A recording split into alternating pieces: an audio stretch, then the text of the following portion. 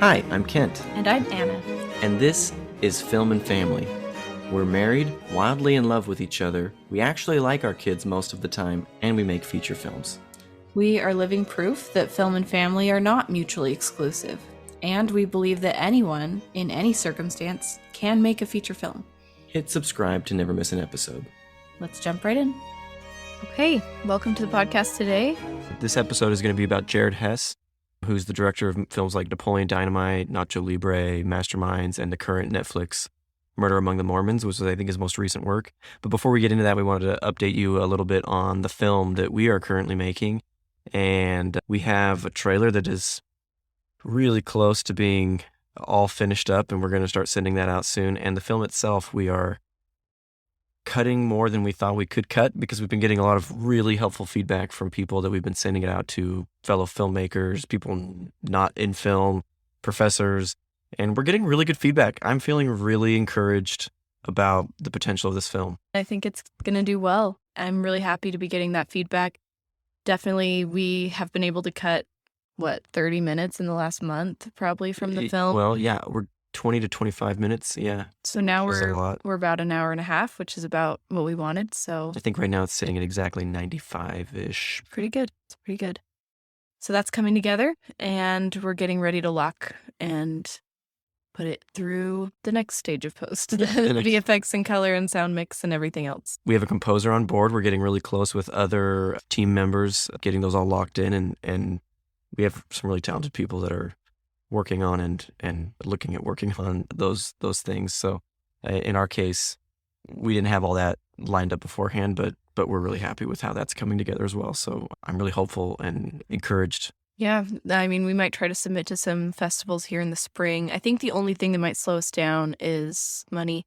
We are thinking we might go try to raise some more funds to finish the film, which I think will be easier to do on the back end now that a lot of the risk is gone, in that we have the completed project and you can watch it. So it all sounds kind of funny, but I think with the first features, that's a common tale that there's some financial raising of money on the back end. It doesn't have to be that way, honestly, but the nature of ours was that the script wasn't even finished, so our budget wasn't as precise as it will be in the future.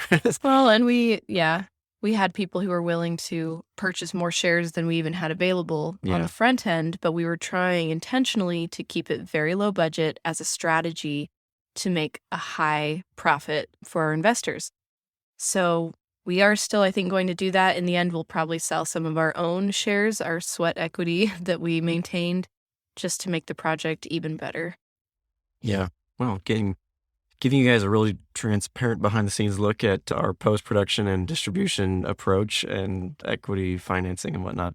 But on that note, we mentioned earlier that we wanted to talk today about Jared Hess, who he did a lot of the same things, not exactly the same things we just mentioned, but the same things that we have experienced and the things that we advocate a lot here at the Film and Family Academy regarding how to approach a first feature film and how to approach a feature film career. If it's what you want to do to make movies for a living, this whole series, we have, as part of our Film and Family podcast, we have a series called Success Patterns, which is all about filmmakers that you know and how they used sort of a low to no budget feature film debut to show what they could do and to get their career started. And I think a lot of us delay that step, but we really believe that it's a necessary step if that's what you want to do for a career. And Jared's a great example of that. And we wanted to go into his story. Yeah, absolutely. And Jared went to the same school as we did, Brigham Young University.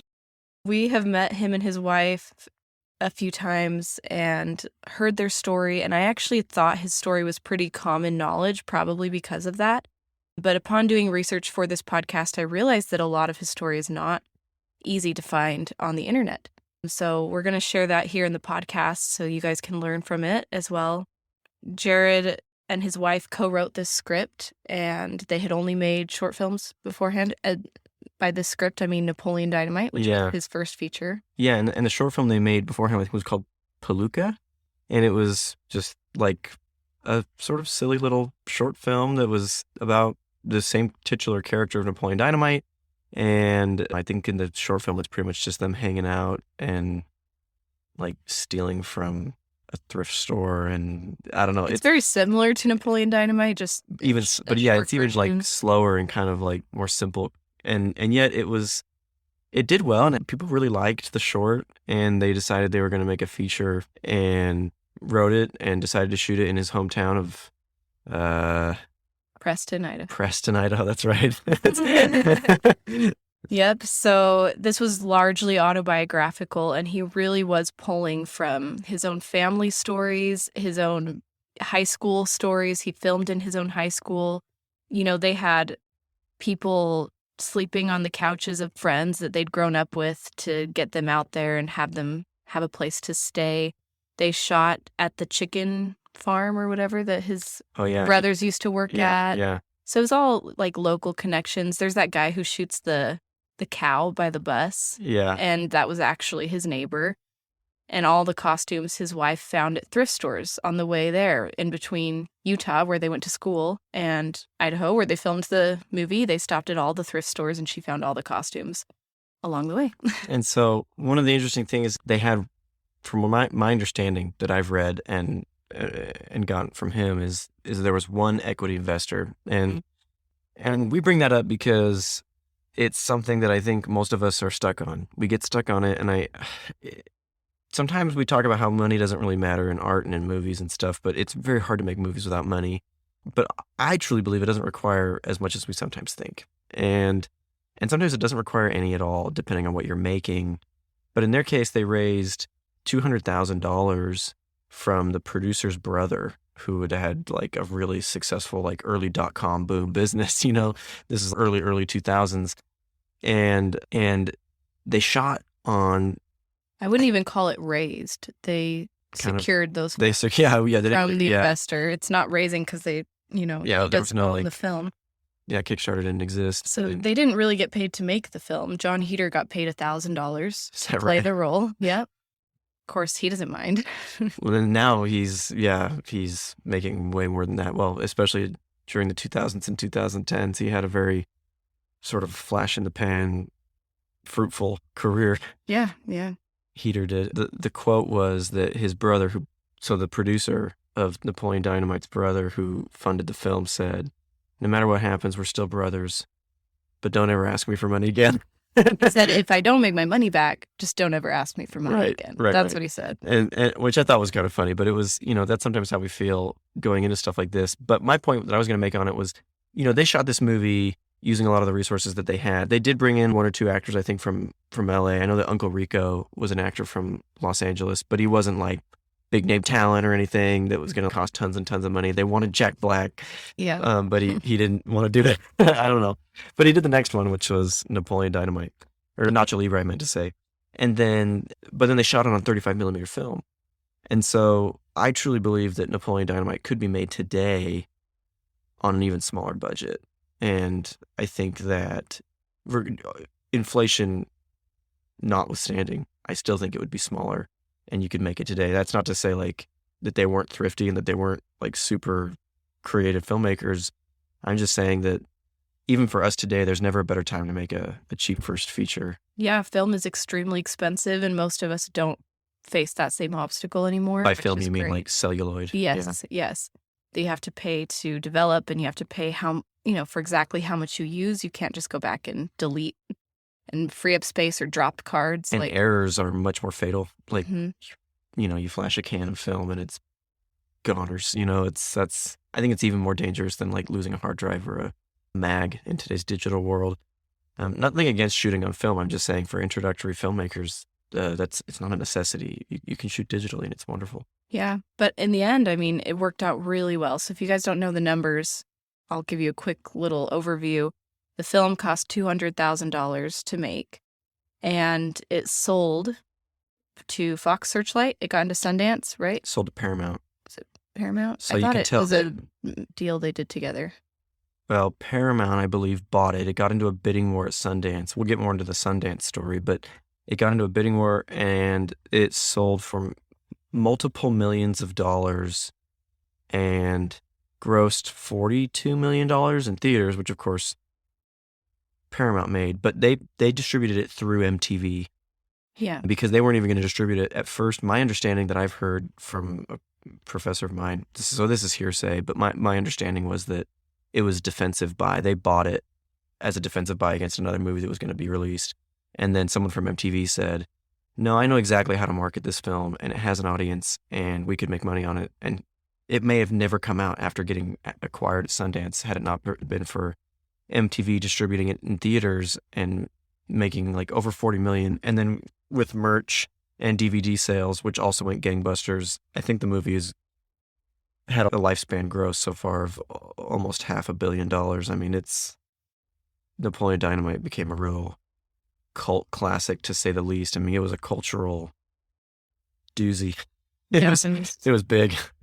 A phenomenon, and it really paved the way for a lot of films that came after it that were similar low-budget comedies. It almost rebranded Sundance as a festival, I feel like. Little Miss Sunshine. There were a lot of ones that followed shortly after. Even John Heder did a movie with Will Ferrell after that. And Will Ferrell told him, he said, well, you've changed things. Basically, you've carved out a very new, strong niche in the world of comedy. And it lasted for several years. Become cult classics way later in the game. Yeah. And this one was immediately a cult classic. It was really kind of interesting what they did there. So I do want to disclaim here, Napoleon Dynamite, I've heard it described by other independent filmmakers as is what would be called a freak of nature. It was so successful, and you don't need your first film to be that successful. It is such a cool story. It's probably the most successful first film of almost anyone else we'll ever cover on this podcast, including way bigger directors in terms of the scale of the movies they're making now and the scale of their careers now.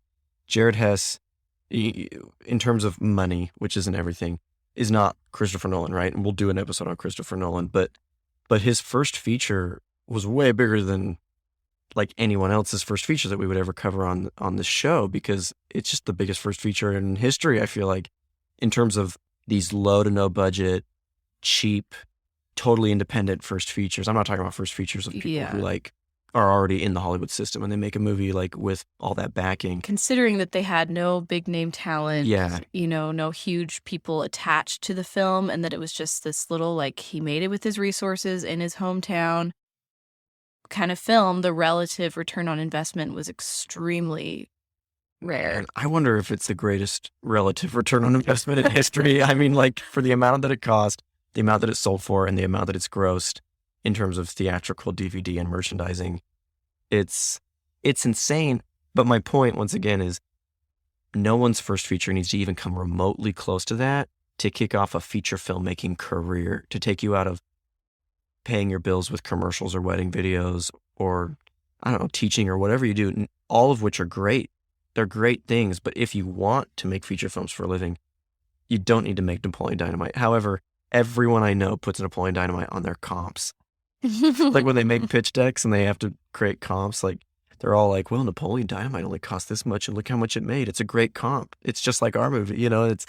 No one can really comp Napoleon Dynamite because it's like trying to say once lightning struck here, so it's a good place to stand to get struck by lightning. You'll stand there for a very long time. So it's a good example of what's possible, though. And I think it is really impressive what they were able to do, even with the money that they had. Their production designer, I think he said he had $2,000 for the whole entire film's budget. And he or she, maybe it's a she, whoever it was, got really creative with the production design, all the tater tots and ketchup plates that they did with the credits. The title sequence. Did they do that? That was incredible They couldn't have done that title sequence in production. I have to go back and watch what the credits were. Maybe it was in post. Maybe they did that later. Oh, it's possible. It is maybe I think it might be my favorite opening title credit sequence of all time. It's very good. It's so good. But yeah, whether you like Napoleon Dynamite or not, a lot of people really don't like that movie. It's so what it is, and it's so confident in its self. It's if you're not repelling people, you're not attracting people, and it's so that's what's so great about independent films, is that they can do things that are way bolder and more unique than a lot of Hollywood pictures, which now there's lots of Hollywood pictures like Napoleon Dynamite, but there were none before.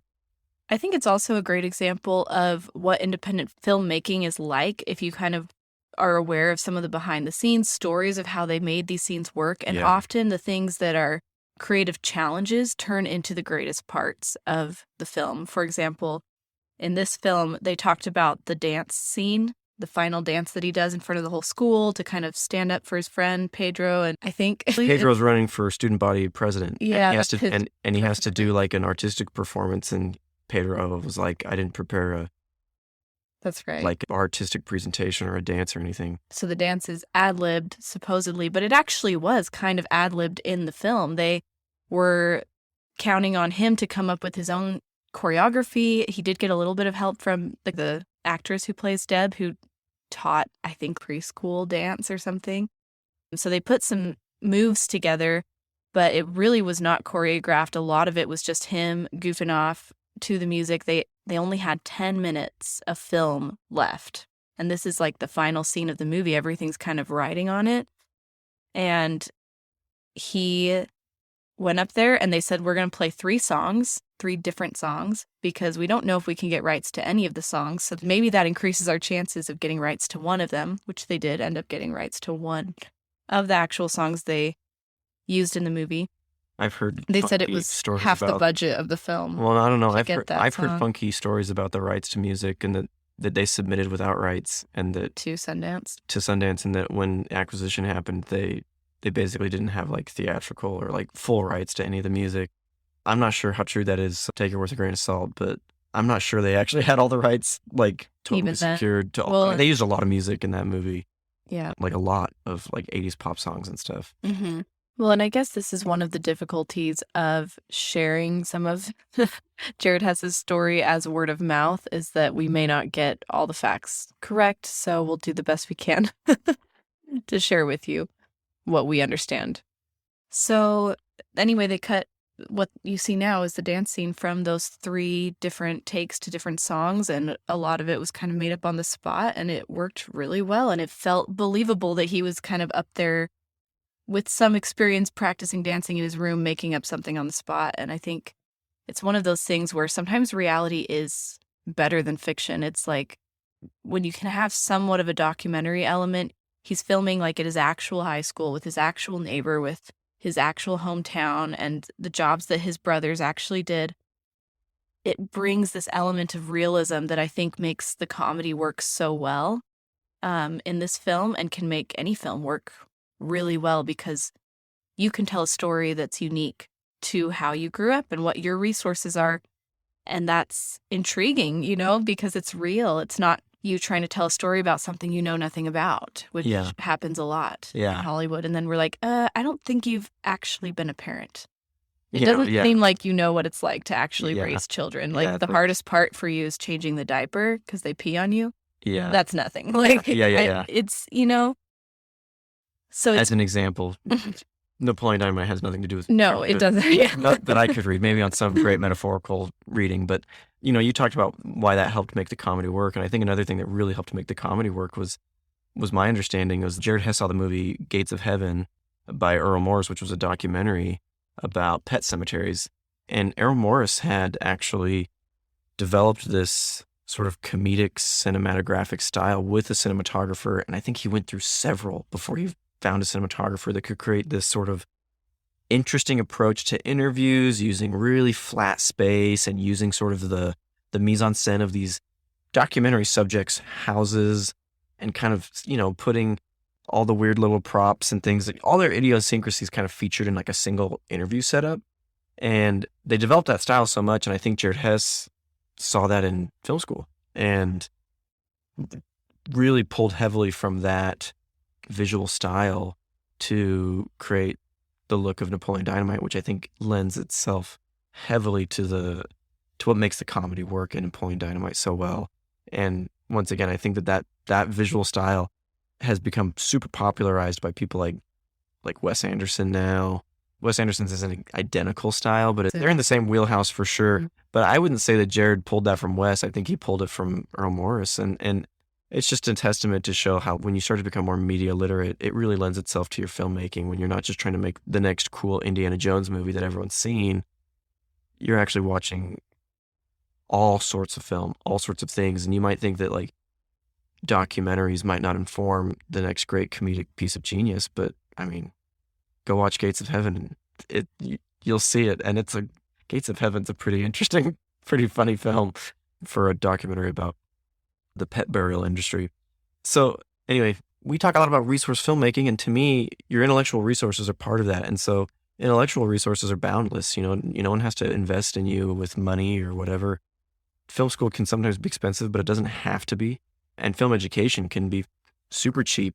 I will once again advocate for things like libraries and books and movies that you can check out from libraries and borrow from your friends. it used to be that you had to chase like rolls of film around before like the home video industry existed to watch classic films. And so, well, now you have access to so many international films and even small indie films. It's just so accessible with the internet. And I love that most of the directors that we talk about have films like that. They have films they were heavily influenced by, and those who've seen the films can see that strong influence, but a lot of people haven't seen those films. We'll talk about Damien Chazelle and how he was strongly influenced by Umbrellas of Cherbourg. In many ways, La La Land is an Americanized version. Yeah, another version of it.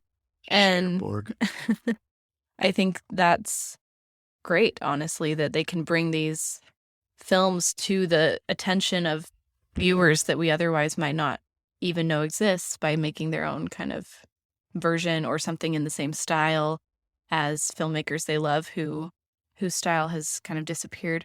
Yeah, and it's not what makes the movie great, but it's part of it. It's an element. It gives it a richness and an intelligence that maybe wouldn't exist without that degree of literacy. And so we should really be the most literate generation of filmmakers ever, which I don't think is always the case, but we can be. We have so much access to intellectual resources.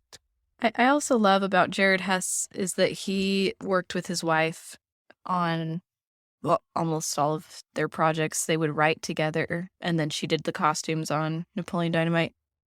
But I just think it's interesting with a podcast like Film and Family to see how much they were able to work together and continue to work together. A lot of the interviews that I saw were both of them talking about films, and she's now gone on to direct her own film and kind of, they're doing some Nickelodeon stuff. They're kind of doing some of their own things and branching out, but I do think it's good to find people like that you can work with.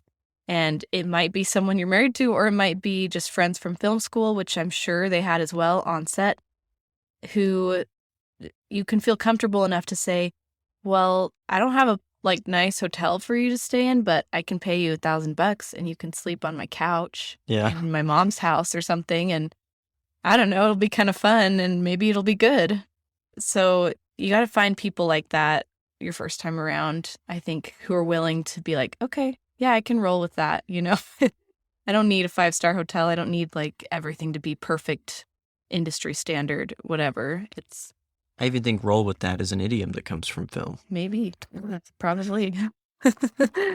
But I think we'll end the podcast with a little word from Jared Hess himself talking about his approach, which we really like because it's exactly what we teach. And we feel like it's one of the best ways for someone who does not have tons of money or industry connections or any advantages of those type to break into this industry. And it's just becoming more and more possible with the democratization of gear and the internet and all these resources. Yeah, the whole medium. Here's someone asking him what advice he would give, and we'll let you listen to that. I just wanted to ask you kind of the aspects of filmmaking. As a young filmmaker myself, what are some tips or something that you would have for local filmmakers or just filmmakers in general? I think I know a lot of people that have scripts or ideas where they're like, man, I'm going to need 10 or 20 or $30 million to pull it off. And they end up sitting on a project for a long time and not doing anything because they've written something too big for the resources that they have at the time. And I would say, technology is so affordable now to make a film that write something within your resources that well that you can start shooting tomorrow. People just wait too long for the perfect project and then never make a movie. So I would say do something that you can do now. Awesome. So don't be scared is basically what you're saying. Don't be scared. And, and I think writing something with limited budget and resources makes you be more creative anyway.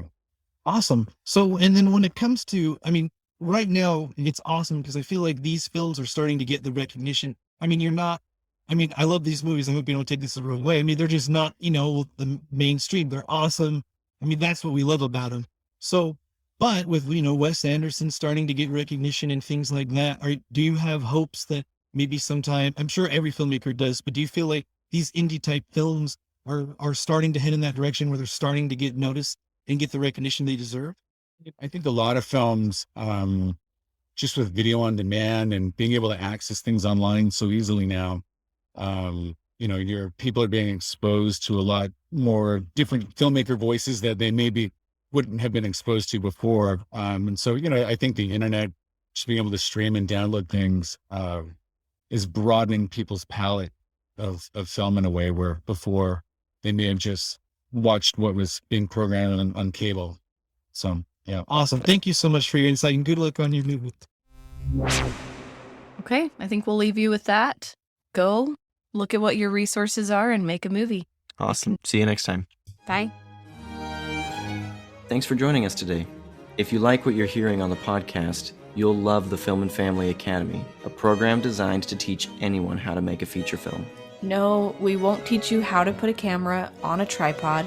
This is for professional filmmakers who want to transition into a feature film career. You cannot have a career making feature films until you've made at least one.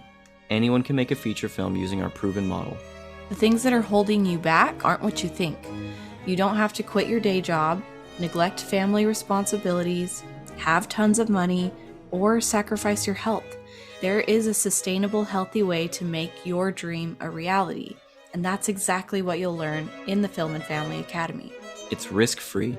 If you follow all the steps in the program, you'll finance and finish a feature film by the end, or we'll give you your money back. Learn more at invisiblemansion.com/film and family, or click the link in the show notes. We'll see you next time. Bye. Bye.